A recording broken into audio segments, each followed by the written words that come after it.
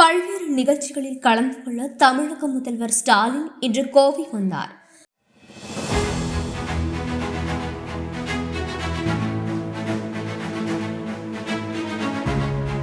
இதனைத் தொடர்ந்து உக்கடம், ஆத்துப்பாலம், புதிய மேம்பாலம் மற்றும் பல்வேறு அரசு நலத்திட்டங்களை தொடங்கி வைத்தார்.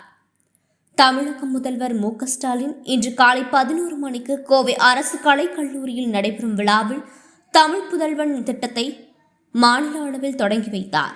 இத்திட்டத்தின் மூலம் 6ஆம் வகுப்பு முதல் 12ஆம் வகுப்பு வரை அரசு பள்ளிகள், அரசு உதவி பெறும் பள்ளிகளில் தமிழ் வழியில் பயின்று உயர்கல்வி பயிலும் மாணவர்களுக்கு மாதந்தோறும் ரூபாய் 1000 வழங்கப்பட உள்ளது.